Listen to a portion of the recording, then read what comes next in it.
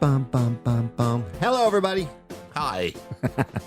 This is Beyond Mount Rushmore, the history you never knew you needed. I'm Jeff Hickcox. Across from me, our self-proclaimed presidential historian and my friend Stan Nawalaniec. Hey, everybody. Hi, Stan. I do know exactly what we're talking about today. Well, you're anxious. You got right into it. Yeah, and I'll tell you why.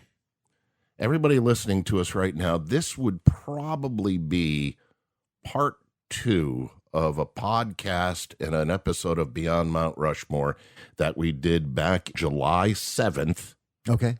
If this is the first podcast of ours that you're listening to, catch up. And if you have to catch up on one, go back to our July 7th podcast of last year. It was entitled Grover Cleveland's False Face. Yep. And we talked about how he had mysterious surgery. But what we did then is we did a lot of background on him and his presidency, and we glazed over. We even said it in the podcast then. Stick around.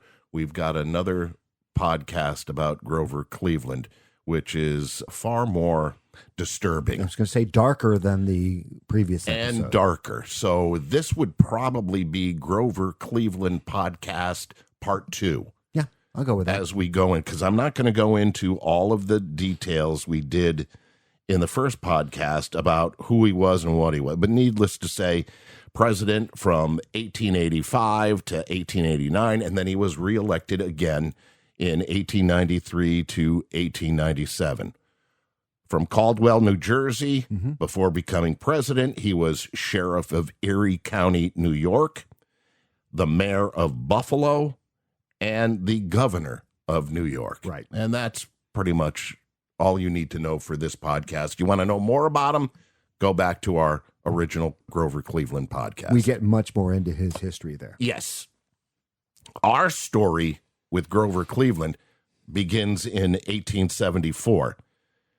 This is, if 100% true, is an incredible scandal and a crime, a true, in 21st century law, a horrific crime. Correct. Done by, and you remind me of this from time to time, we hear about crimes and all, but you got to stop. This is the president of the United States. Right. And a very popular president of the United States. Yes, sir.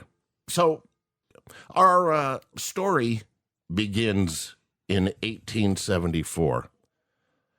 This 1874 story will later be known as the Halpin Affair. Right. And it was one hell of an affair. And it was named after her.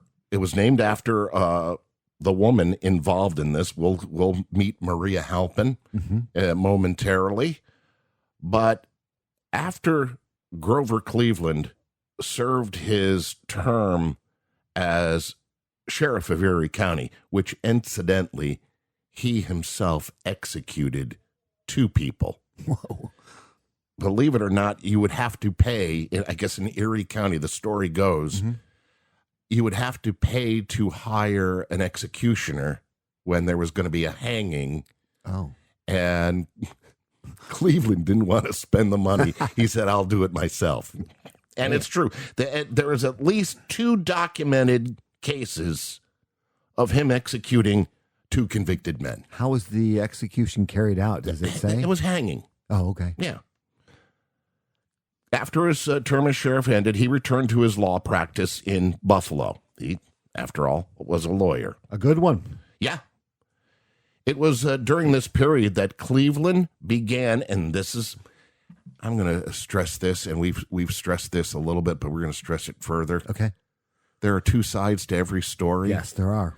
And we're going to address how Grover Cleveland and his people manipulated things to make him a hero, just an honorable, nice, believable man, versus the side that gets silenced, and that's Maria Halpin's version. History is generally told in the eyes of the powerful or the winners. You are correct. And here, as I read the details of this to you, I'm going to try to separate what she claimed. Okay.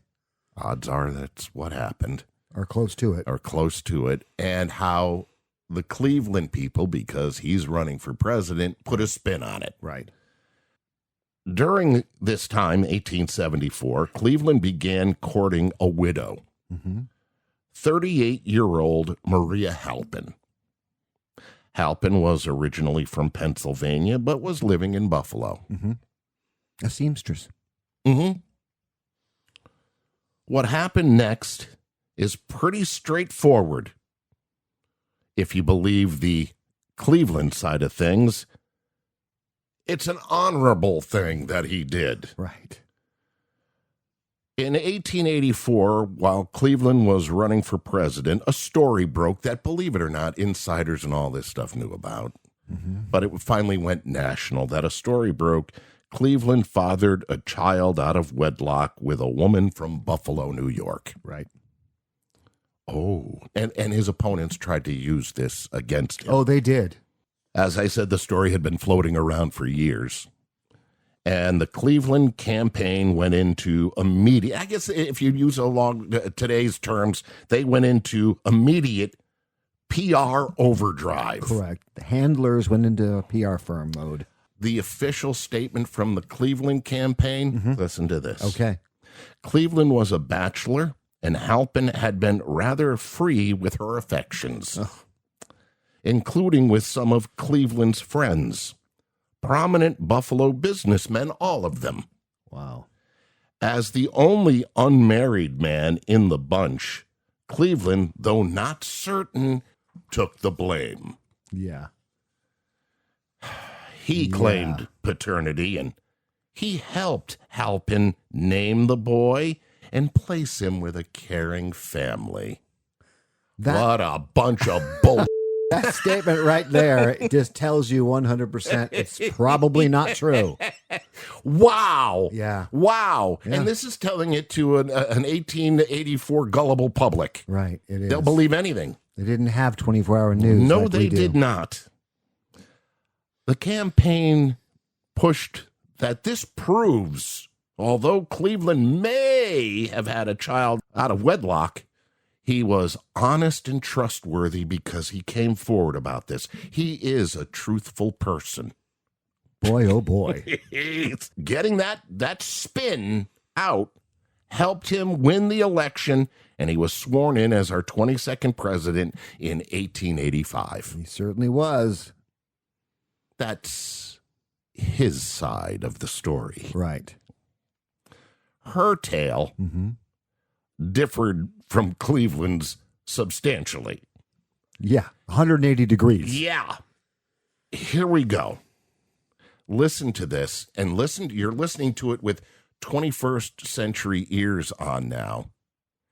And also keep in mind, in 19th century ears, women had no power. Right. They couldn't vote. Nope. They carried no weight in any kind of social opinion about anything. No, not at all. Halpin said that Cleveland had pursued her relentlessly, and that she finally consented to join him for a meal at the Ocean Dining Hall and Oyster House. So she's got the name of the place down. Right. We went for a meal. Here's the name of the place. Sounds like a nice place. It does. I wonder if they have a special. Never mind. They went for dinner. Right. Cleveland this is Halpin's Correct. side. The side I believe, but we don't know. We don't. After dinner, Cleveland escorted her back to her boarding house. In a 1874 affidavit, Halpin strongly implied that Cleveland's entry into her room and the incident that transpired there was not consensual. Yes. She said no. Right. Didn't matter. No. She added he was forceful and he was violent. What is she going to do about it? Yeah, what is she going to do about it? Right. She alleged that he later promised to ruin her if she went to the authorities. You tell anybody about this, and so help me, I'll ruin you.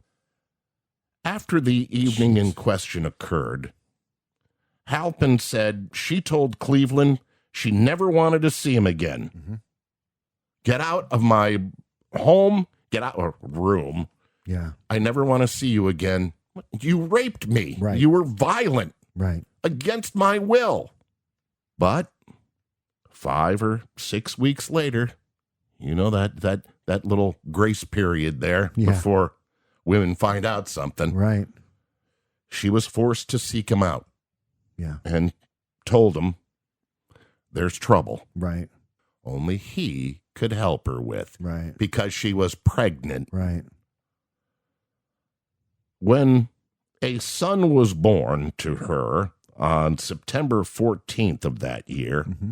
she named the child Oscar Folsom Cleveland. Okay. She charged Grover Cleveland with its paternity. Yeah. Grover Cleveland wrote years later to a friend that he did not know whether he was really responsible. Well, he's covering his bases. Yeah, he is. Yeah. He knew darn well what was going on, and he covered all of his bases. Yep. Because it gets good now. I say good, it gets even more disgusting. It gets sad. And sad. For her, I mean. Right. Maria Halpin, against her will, suddenly had people come to, she lets Grover Cleveland know 5 or 6 weeks, you got to help me on something. Yeah. Oh, don't you worry. I'm honest Grover Cleveland. I'll help you on something. And then there was a knock at her door. Right. She was placed in the Providence Asylum for the Insane. Yeah. Can you believe that? I will say it again, against her will. Yeah. Cleveland's supporters claimed this was due to her alleged alcoholism. She was a boozer. Mm-hmm. She might have been. She may have been. She liked the taste of alcohol. But doctors at the asylum later testified that they found her perfectly sane. Yeah, she may have been drinking a little bit. Yeah. But she's perfectly sane. And they released her after a few days in the asylum. Good. Dr. William G. King, an honored citizen of Buffalo, was then an attending physician at the Providence Asylum. He said he remembered Maria Halpin very well and that she was brought to the asylum without warrant or form of law. But she was forced. She was forced. She was committed. Without the law. She was committed against her will and brought in. The managers of the asylum had no right to detain her by law and let her go. This is Cleveland telling his boys, let's get her off the street. Say she's insane. She's a danger to herself and get her in there. And then they examine her and say, there ain't nothing wrong with her. Right. That's exactly what it was. Cleveland, then again with his cronies, can't keep her in the insane asylum. No. We're going to go and take this boy that she had, her son, Oscar Folsom Cleveland. From her. And we're going to remove him from her custody. We're going to take the kid. He intentionally placed the child in an orphanage, and the child was later adopted by a local physician's family. What the heck? Kid's gone. She was thrown into an insane asylum, and at the very least, after letting out, that she's unfit. Yeah. She's a mess. Jeez. All of this stuff that he was doing back in 1874 was kept quiet. Again, this didn't come out until a decade later. Right. All the details about this. In fact, Cleveland's presidential campaign in 1884 even got members of the clergy to speak on his behalf. God. Reverend Kinsley Twining of Massachusetts declared, again, Reverend, after the preliminary offense, his conduct was singularly honorable, showing no attempt to evade responsibility and doing all that he could to meet the duties involved, of which marriage was certainly not one. His subsequent indifference to the child was due to his doubts about his fatherhood. Signed, the Reverend. Whatever happens then? Okay, so with history, and again, with history to the victor go the spoils. Cleveland gets elected, very popular. He's the honest president. Goes on to serve 2 non-consecutive terms and is basically looked upon as a middle-of-the-road, not a bad president, and was extremely popular when he was in his first term in the White House. Yeah. What happened to Maria Halpin, and what happened to the baby son? Yeah. They are wiped from the history books. What happened to them? I don't know. I really don't know. They hear from Maria only once more in her history. Okay. 20 years later. Okay. In 1895, when she had remarried and was living in New Rochelle, New York. Okay. She sent President Cleveland 2 letters at that time, one of which is still preserved, Wow. asking for money and threatening to publish facts about her possession. Blackmail. Yeah. That's not good. And that's the only thing that we hear about her. In fact, she was married twice. First to James Albert Secord, who died in 1894, and then to New Rochelle stove and furnace and hardware dealer Wallace Hunt, who survived her. She also had a daughter, Ada, who died in 1882, and a second son, Frederick Hunt Jr., who died in 1948. Oh, wow. So we do know that she married twice after. Right. Had more kids, tried to get money out of Cleveland years later, threatening letters and notes and things that she kept. Yeah, I'm sure she was angry. Yeah. Yeah. And then after that, she disappears from history. What about the son? Oh, I'm going to tell you about him. By the way, she died at the age of 65 on February 6th, 1902. Okay. As for Oscar Folsom Cleveland, he was adopted and his name changed to James E. King Jr. He was the son now of Dr. James E. King Sr. They lived in Buffalo, New York, where both Sr. and Jr. were physicians. In fact, the Sr. was at the asylum where Halpin was briefly confined. No way. Yep. King Jr. became a successful doctor himself, known as a highly regarded gynecologist. He was an obstetrician and gynecologist and a medical school instructor.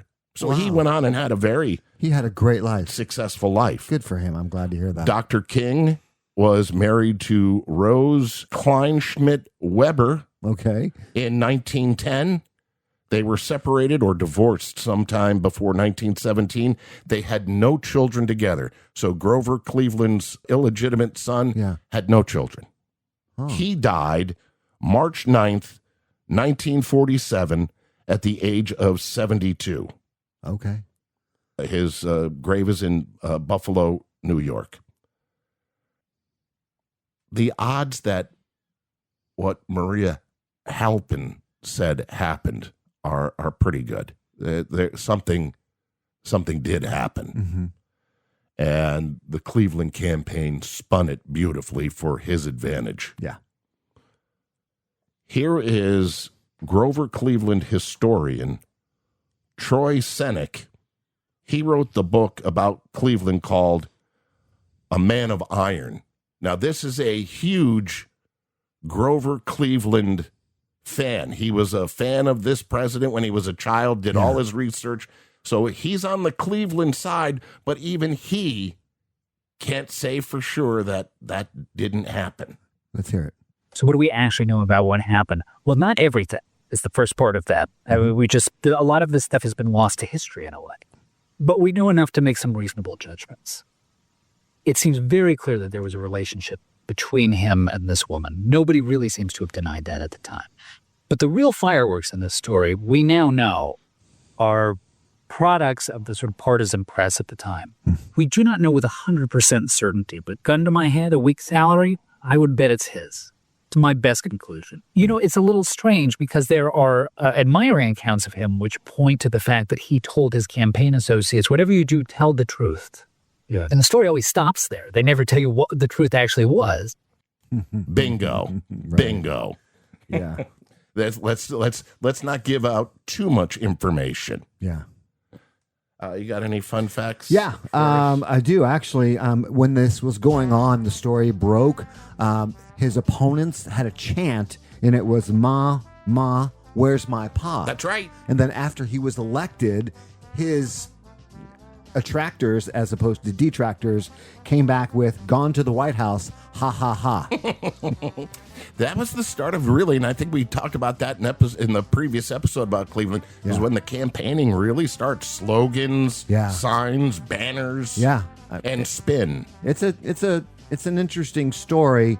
You know, she lost her child and her freedom. He gained the presidency based on a story that the newspapers believed that he said, and they dismissed her claims completely. Correct. Yeah. And again, look at the Times. Of course, hers were dismissed. Yeah. He had the power. Right, exactly. And that's where power comes into play here. Absolutely. 2 weeks. Good story, by the way. Thank you. Yeah. 2 weeks. Yes. We've talked about this. How many times do you remember, if you're old enough to remember, Billy Carter? Yeah, of course. Billy Beer. Maybe maybe you remember Roger Clinton. Yes. Family members that don't shine a good light on the president themselves. Yeah. Was it just those two? No. You can go all the way back to the very beginning of this country. Everybody has a family member that really tries to screw things up for you. People that are not president have family members. Exactly. So it shows you the presidents are human. Yes, they are. And they have family that embarrasses them. Yes, they're human and they're fallible, which is what we just told you. In 2 weeks. Yep, sounds good. Embarrassing presidential family members. Ladies and gentlemen, this has been Beyond Mount Rushmore. I'm Jeff Hickcox. Across from me is our self-proclaimed presidential historian, Stan Nawalaniec. Hi, everybody. See you in 2 weeks. See you later. Check us out on our Facebook page and all of that stuff. Yes, do that, please.